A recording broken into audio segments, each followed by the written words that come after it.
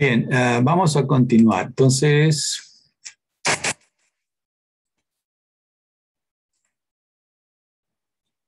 esto no es, esto no es, esto no es.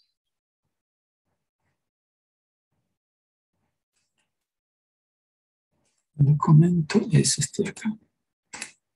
Ok, aquí estamos. Entonces, vamos a trabajar entonces con oscilación libre amortiguada. Entonces, pongámoslo en inglés, siempre es bueno para recordarnos, ¿no? Entonces, esto es 1 degree of freedom. Esto es oscilación libre y es amortiguada. ¿Ok? Entonces, este subcapítulo, este es el 2.3, trata sobre eso. Todavía hay oscilación libre, ya vamos a ver esto, no hay excitación, pero ahora el sistema no es conservativo, es decir, la energía almacenada en la energía mecánica almacenada en el sistema se va perdiendo poco a poco. No se va perdiendo, sino se va transmitiendo a los alrededores, poco a poco. Entonces es no conservativo. Entonces significaría que E no es constante, como decimos antes, ¿no? Muy bien. Entonces, hay, como decíamos hace poco, hay varios modelos para representar este efecto. Y el más sencillo es el amortiguador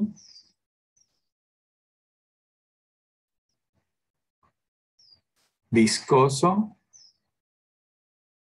lineal. Por ejemplo, ustedes pueden fajarse con otros tipos de amortiguamiento, ¿no? Estructural, por ejemplo, proporcional y cosas por el estilo. El más sencillo es este y de hecho nos sirve muchas veces como referencia. Entonces, lo importante es que cuando ustedes incluyen un amortiguador, entonces lo importante es que causa disipación de energía,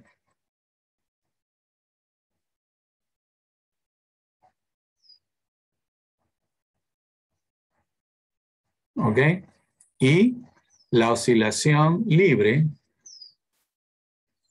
decae hasta el sistema regresa a la posición de equilibrio estático.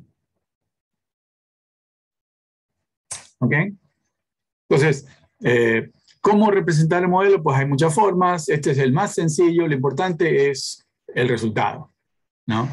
El resultado es que hay disipación de energía y el sistema empieza a oscilar durante este movimiento, disipa energía y al final de un buen tiempo, un tiempo razonable, el sistema vuelve a la posición de equilibrio estático. Eso es lo interesante, ¿no? Entonces, esta zona de aquí muchas veces se conoce este movimiento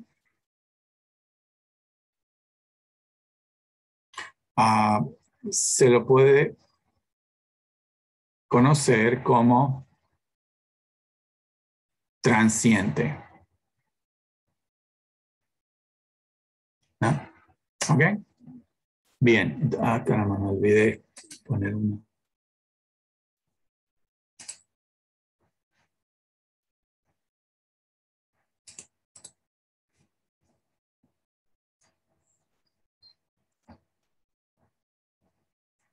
Entonces, vamos con el modelo más sencillo que hay. Entonces, como habíamos dicho, el amortiguador viscoso lineal. Entonces, esto sería linear viscous damper. ¿Ok? Entonces, físicamente es como si tuviéramos un amortiguador. No sé si han visto un amortiguador. Entonces, tenemos una cosa así, y aquí adentro hay un pistón. Entonces, el pistón está allí. Aquí. Entonces, aquí hay un fluido viscoso. Y aquí tenemos unos orificios. Entonces, si yo halo a la derecha esto, entonces parte de esto de aquí por este orificio va a la otra cavidad y viceversa.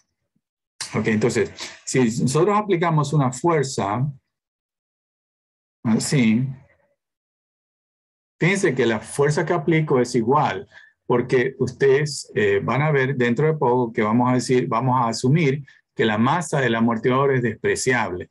Entonces, si la masa es despreciable, cualquier cuerpo lo consideramos como de masa despreciable, automáticamente tiene que estar en equilibrio estático. Es decir, las dos fuerzas que aplicamos tienen que cancelarse entre sí, porque de otra forma se aceleraría al infinito. Bien, entonces, ¿qué es lo que va a pasar?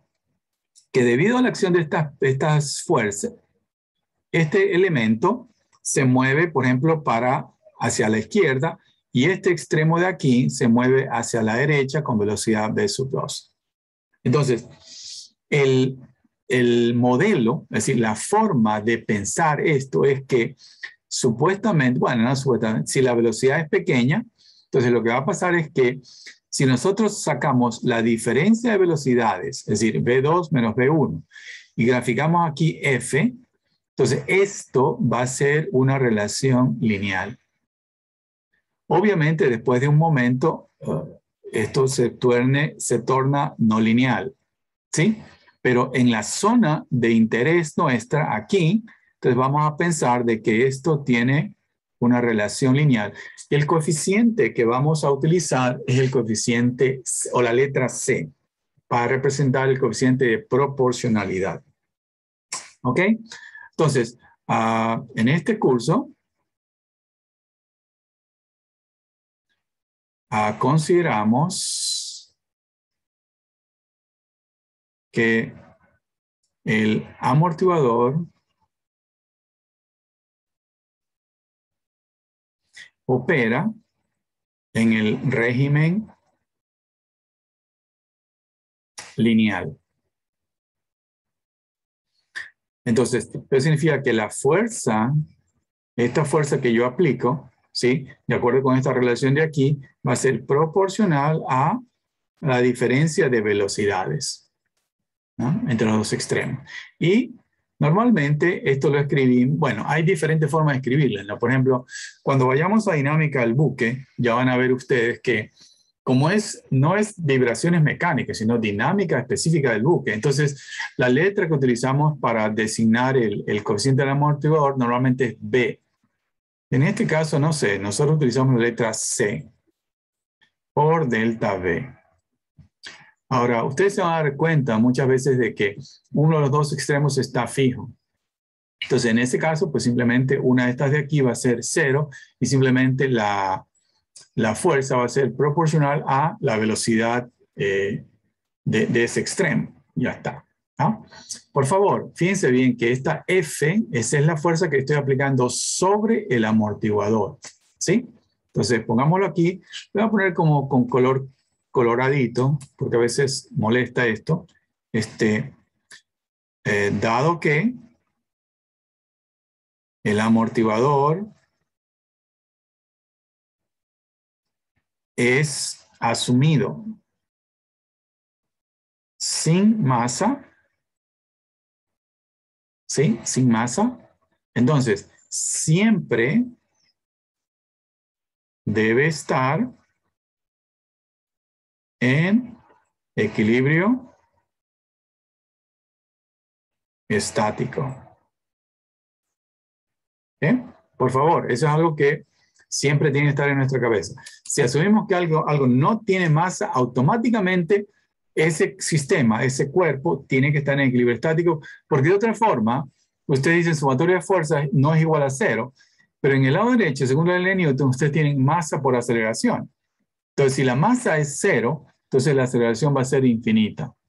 Y claro, no queremos analizar ese tipo de sistema. Entonces, cada vez que tengamos un cuerpo que tiene masa despreciable o masa pequeña, entonces siempre este comentario en colorado tiene que estar en equilibrio estático. No, es lo mismo que pasaba con el resorte. Ok, entonces, ahora sí, incluyamos ahora en nuestro sistema, en nuestro bloque, este amortiguador. Entonces, en nuestro bloque, en nuestro sistema de 1 grado de libertad, entonces vamos a tener allí, esto ya lo teníamos. Y ahora lo que vamos a hacer es colocar el amortiguador. Allí está. Entonces, esto que está aquí, en inglés, muchas veces se lo conoce como el dashpot. Yo no sé por qué, pero bueno, ahí está. Entonces, es la constante del resorte, la constante del amortiguador y la masa. Fíjense bien, ¿no? Pensemos que le hacemos una marquita al bloque. Y aquí, en esta posición, estamos en equilibrio estático. Es decir, las fuerzas estáticas aquí, en esta posición, se cancelan. Entonces, como ellas ya se cancelan, las únicas fuerzas que vamos a considerar son las que cambian a partir del equilibrio estático. Entonces, el peso ya se manifestó para llegar a esta posición.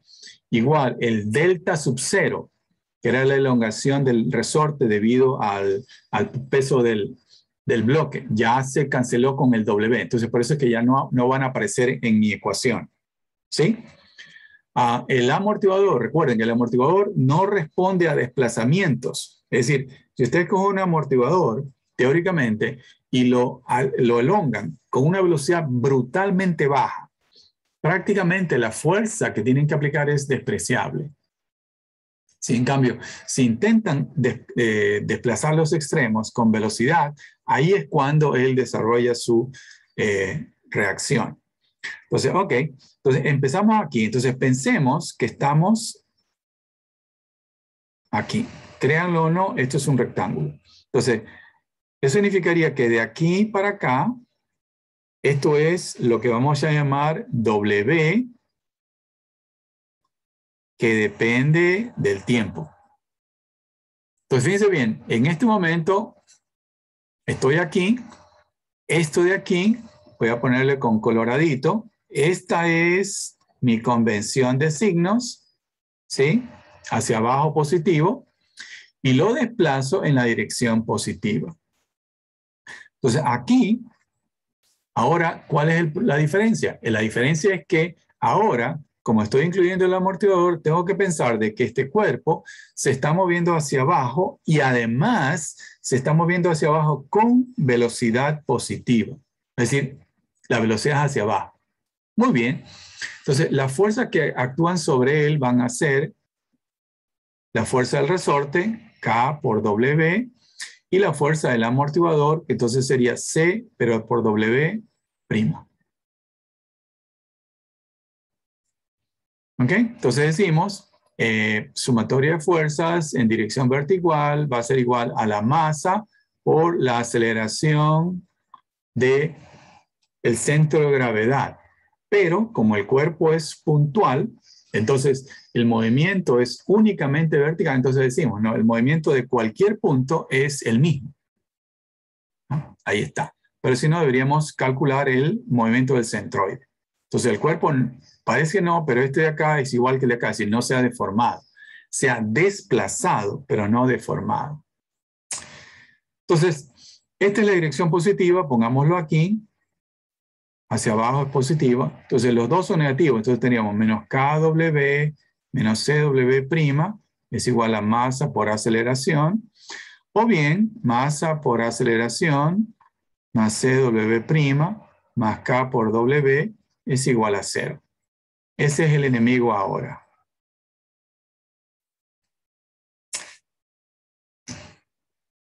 Primer comentario, por favor.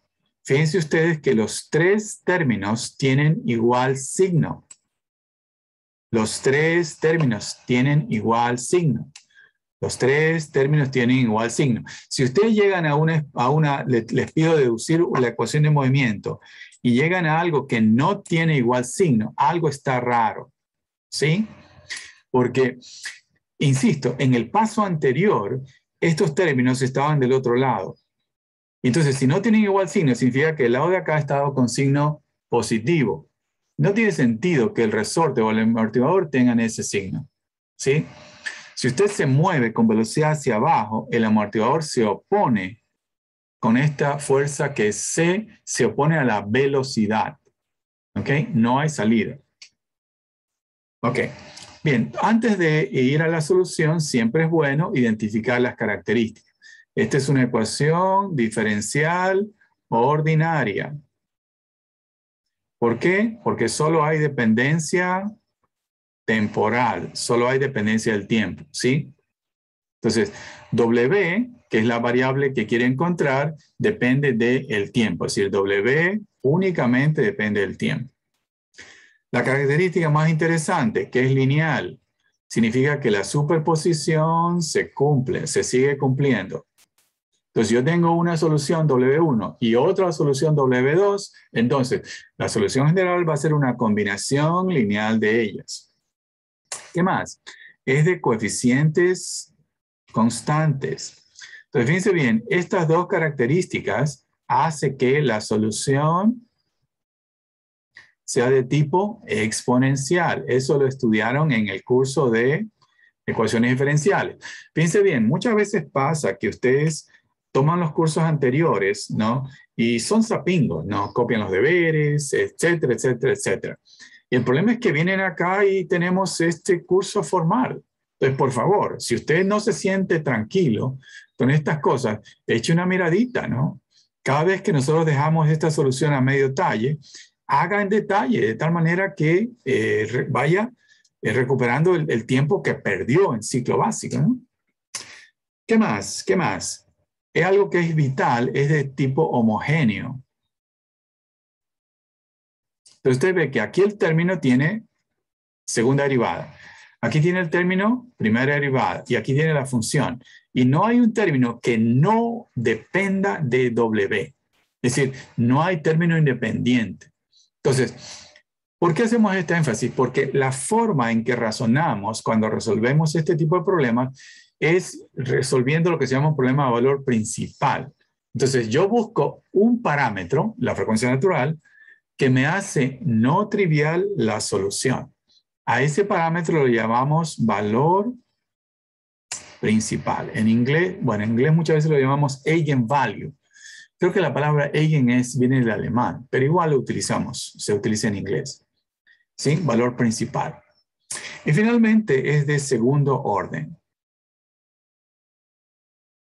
Eso significa que tiene que haber dos condiciones iniciales. Entonces, si yo quiero encontrar completamente la solución, ¿sí?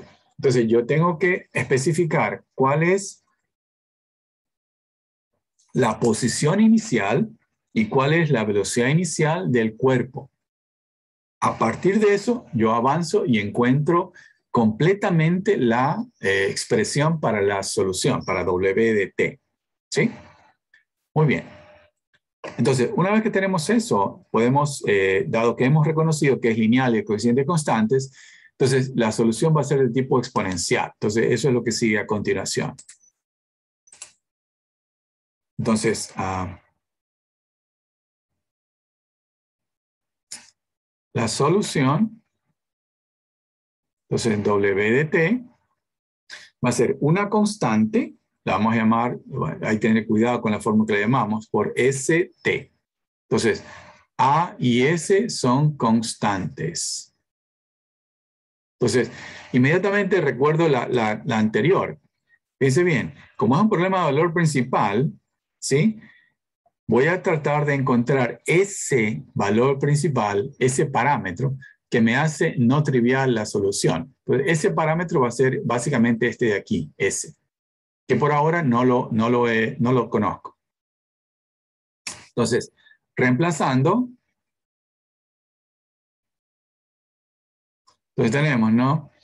Masa por S al cuadrado. El S al cuadrado aparece de la segunda derivada, más C por el S de la primera derivada, más el K. Todo multiplicado por AE a la ST, y esto tiene que ser 0.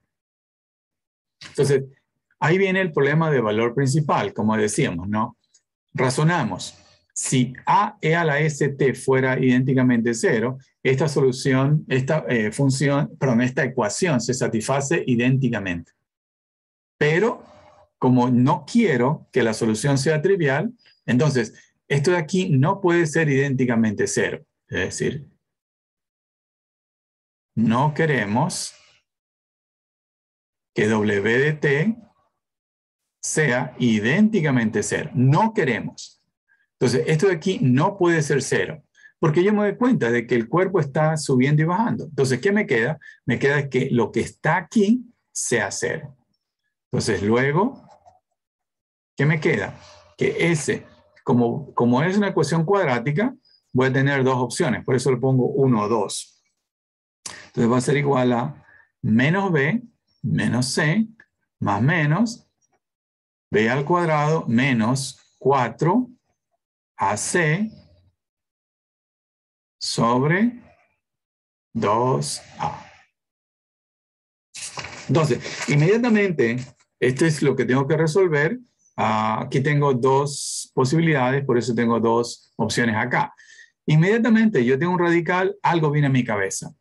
Cuando tenemos un radical, ¿sí? Inmediatamente nos preguntamos, oye, ¿y si lo que estuviera aquí adentro fuera menor que 0, el radical, en los cursos anteriores, simplemente eso no se podía dar. Simplemente eso está fuera de lo que yo pensaba. En el curso de dinámica sí lo podemos considerar. Recuerde usted de nuestro capítulo 1 que si esto es negativo, el radical me va a producir un número imaginario puro. Y si ese número imaginario lo pongo como exponente, S lo pongo acá arriba, entonces simplemente la función W va a tener un e a la I, algo por tiempo. Y eso significa que esa función es de tipo armónico. En otras palabras, no debería sorprendernos el hecho de tener ese tipo de cuestiones. Como ya pasamos por nuestro curso del capítulo 1, pues simplemente ese tipo de manejo ya lo podemos hacer sin mucho problema. Entonces hagamos ese comentario. Nótese que si el radical, o sea, estoy hablando de C cuadrado menos 4mk, fuera negativo, S sería complejo. Y la solución tendría un comportamiento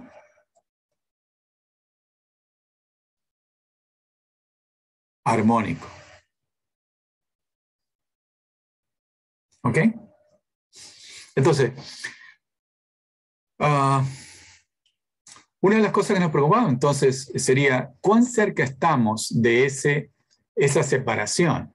¿Sí? Cuán cerca estamos, en nuestro caso, fíjense ustedes que ustedes tienen las constantes, tienen M, K y C, son constantes del problema. Entonces nos preguntamos, ¿cuán cerca estoy de ese borde, de hacer que este integrante, este radical de aquí sea negativo? Entonces, lo que podemos hacer es calcular lo que llamamos el C crítico. Entonces, el C crítico es el valor que hace esto exactamente y 0. Entonces, podemos definir un C crítico. Entonces, el C crítico lo voy a poner igual que la raíz de 4mk, que sería el límite para este comportamiento.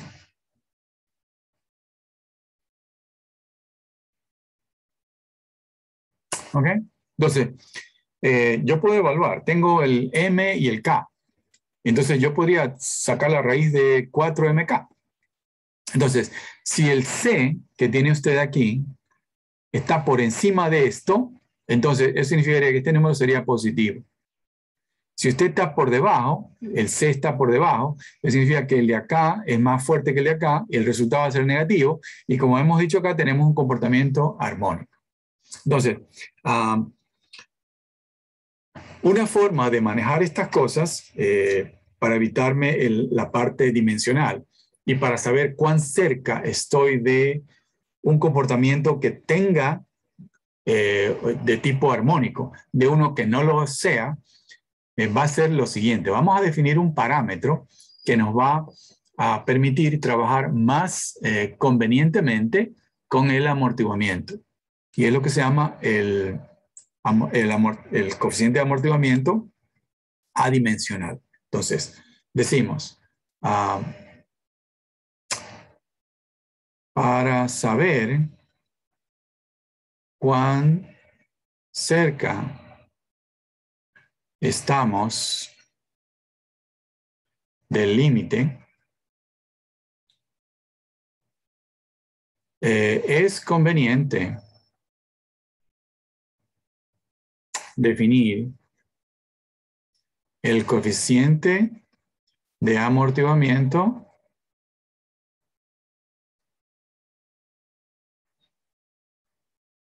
adimensional. Pues esta es la letra psi en griego. Ahora, entonces, esta la definimos como el C, es decir, es la cantidad de amortiguamiento que tiene su sistema y lo ponemos de manera dimensional respecto del C crítico. Entonces, muchas veces esto se expresa como decimos, ¿no? En lugar de decir 0.5 o, por ejemplo, 0.1, decimos el 10% del crítico. Entonces, muchas veces lo expresamos como un porcentaje del crítico. Ese ustedes van a ver en la literatura que es súper conveniente. Entonces, por ejemplo, el amortiguamiento en el caso del movimiento de rolido del barco es un número bien complicado de manejar. De hecho, nosotros hicimos unas pruebas en el lago, en una tesis de grado hace unos 5 o 6 años. Y todo alrededor de eso, cómo determinarlo experimentalmente. Entonces, pero si estoy en un cálculo, necesito un número chúsole, necesito estimarlo rápido, porque quiero obtener un número primario, ¿no? Entonces, lo que puedo decir es, ok, asumamos que el amortiguamiento es el 10% del crítico. Entonces, en ese caso, por ejemplo, si yo tomo un 10% del crítico, entonces el C sería 0.1 por el C crítico. ¿Y cuánto es el C crítico? Raíz de 2mk. Entonces decimos, no, por ejemplo, pongámoslo aquí como ejemplo. Por ejemplo, 10% del crítico. Entonces, eso significaría que sí es 0.1. Entonces, significaría que su C es 0.1 por el C crítico. Y el C crítico es raíz de 2mk. Ahora, perdón, esto es 4, gracias. Aunque lo puse dentro del... Gracias. Entonces esto es 4. Pero lo podríamos poner como 2 raíz de m. Ahora, el raíz de k, yo sé que omega sub 0 es raíz de k sobre m. Entonces, raíz de k lo podríamos poner como omega 0 raíz de m. Entonces, fíjense bien, todo esto de aquí sería el C crítico. Entonces, el C crítico vendría siendo 2m omega sub 0. Entonces, muchas veces por eso uno rápidamente calcula el omega sub 0 en los cálculos. Por 2 y por m, y esto sería el amortiguamiento crítico. Entonces, yo puedo tomar un porcentaje, fíjense bien, para aproximar el C. Fíjense, ¿no? Este número 0,10 es bien común utilizarlo, por eso lo he utilizado aquí. Pero en algunos casos es posible tener más o menos. Pero para mí es como una especie ¿cómo diríamos? De valor estándar, llamémoslo así, ¿no? Si usted tiene un sistema, y ustedes ya lo van a ver en la parte experimental, en el cual el sí fuera un número, por ejemplo, 0.04, 4% del crítico, eso es un amortiguamiento bajo. En cambio, por ejemplo, si usted le pone una quilla de balance al barco, el amortiguamiento le llega a 15, 16%, es un amortiguamiento alto. Sí, entonces, a mí me ayuda mucho el tener ese número de 0,10 en la memoria. Muy bien, entonces, ¿qué podemos hacer aquí? Lo que podemos hacer es utilizar esta definición de sí para representar nuestro S12. Entonces, vamos a ponerlo aquí. Entonces, reemplazando en S12. Entonces, pongamos aquí S12 es igual a menos. Déjenme poner este menos con colorado. Ya van a ver por qué. Menos, déjenme ir para atrás, es este menos de aquí. Entonces, menos sería, ¿dónde estoy? Aquí estoy. C sobre 2M, ¿no? Y luego tenemos más menos, raíz de, entonces tengo C al cuadrado menos 4AC y como tengo sobre 2A, lo voy a poner como 4M cuadrado. Ahí estoy. ¿Sí? Entonces, aquí tengo C sobre 2M. Aquí tengo, fíjense bien, C sobre 2M. Entonces, C sobre 2M sería C por omega sub 0. Y entonces esto lo voy a poner acá. Menos C sobre 2M más menos. Pero fíjense bien, aquí tendríamos C sobre 2M al cuadrado.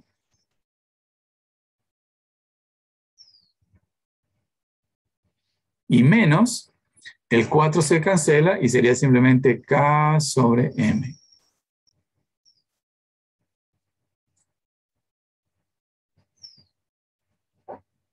Entonces, antes de irnos al receso, reescribamos esto utilizando la definición. Entonces, si este C crítico es 2M omega 0, entonces el C sobre 2 omega va a ser C por omega sub 0, que lo voy a reemplazar aquí. Igual aquí, y el K sobre M sería omega sub 0 al cuadrado.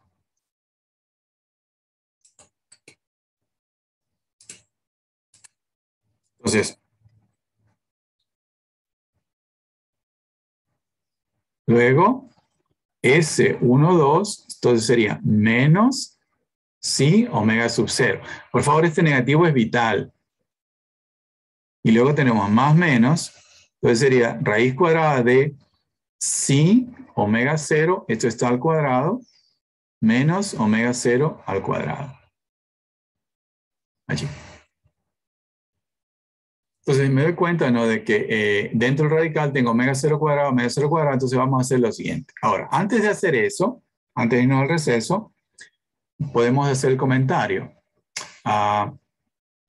Si C es mayor que 1, fíjense bien, si este número es mayor que 1, entonces todo esto de aquí sería positivo, el radical sería un número real y se combinaría con este de acá. Ahora, si ese 1 y 2, las dos opciones, fuera un número real negativo, entonces déjenme echar para atrás, aquí, si ese fuera un número real negativo, ¿qué forma tendría W? ¿Qué forma tendría la función? Si ese fuera un real negativo. ¿Alguien que me diga qué forma tendría ese? ¿Cómo se comportaría esa función W en el tiempo? ¿Cómo se comportaría en el tiempo? ¿Alguien que me diga? De una manera armónica. No. O sea, quedaría exponencial. E a la menos 5 por tiempo. ¿Cómo sería esa función? E a la menos 5 por tiempo. ¿Qué forma? Decreciente. Hacia el cero, decreciente. Exactamente, decreciente. Decreciente. Si entonces Z es mayor que 1, W decrecería en el tiempo. ¿Sí? Pero ese no es nuestro interés, ¿no es cierto? ¿Cuál es nuestro interés? Nuestro interés es cuando hay oscilación. En cambio, si psi es menor que 1, S1 y 2 serían complejos. Entonces, si S es complejo, entonces significaría, fíjense bien, que el I del complejo, ahora sí, si yo le pongo voy a ir para atrás, si en el S yo le pongo un I, inmediatamente ustedes recuerdan del capítulo 1. Entonces, si S1 serían complejos, entonces